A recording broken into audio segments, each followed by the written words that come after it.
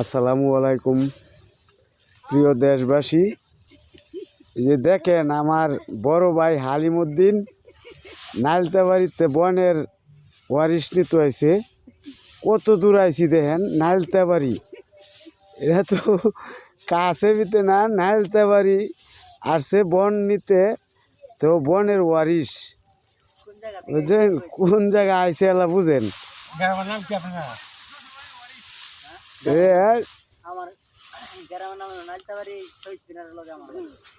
এই নাইলতাবাড়ি থেকে বনের ওয়ারিশার নিতে আইছে।